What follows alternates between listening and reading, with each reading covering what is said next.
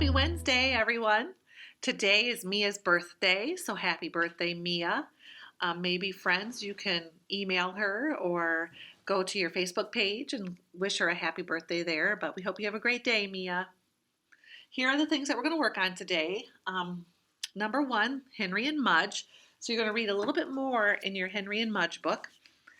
This time we want you to read pages 35 through 40. So go ahead and read that, and sometimes what I like to do, I like to reread what I read before so I can remember. So if you need to reread parts of it, that would be fine as well. But for sure, do page 35 through 40. And after you read that, this is what page 35 looks like. And it's going to be to the end of the book. After you read that, get your booklet, and you need to answer question 11 and 12. Now, take a peek here. Question 11 just says, how would you describe the relationship between Henry and Mudge? What's it like? What's a relationship like? Are they friends? Do they not like each other? Do they love each other? What's it like? And then number 12 says, write a summary for Henry and Mudge, the first book. So that's what you just read. And they want you to give a summary of the whole book. So on this line, it says, in the beginning, what happened at the very beginning of the book? What happened next, then, and finally.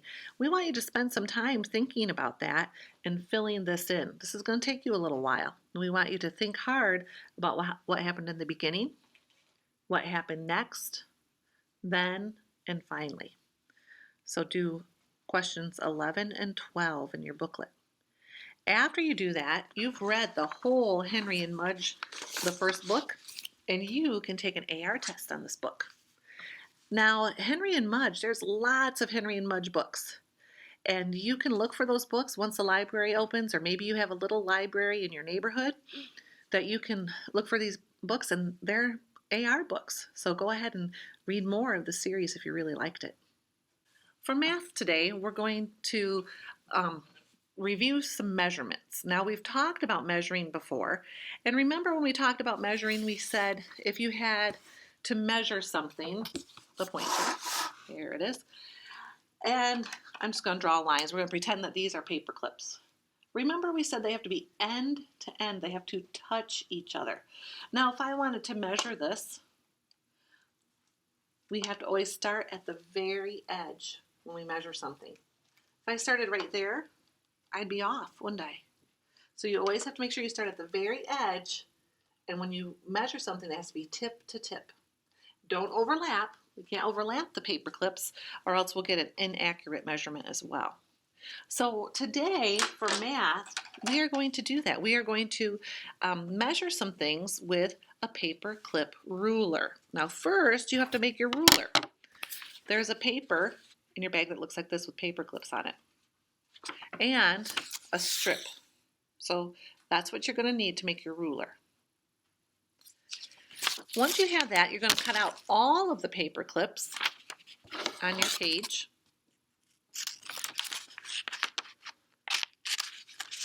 And when you cut these out, you're going to glue them end to end on your strip.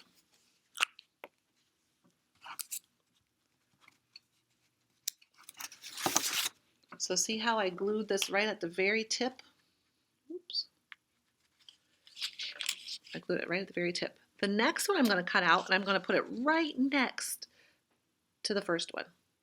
And they have to touch each other so that we have an accurate count.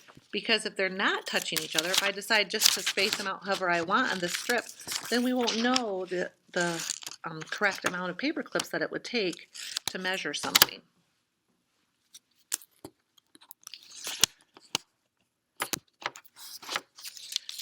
So you see how I lined them up end to end, and you're going to do that with all the paper clips on your paper to make this paper clip ruler. Now, one thing that I like to do with the ruler, that I made a ruler last year, and what I did is I colored with a crayon.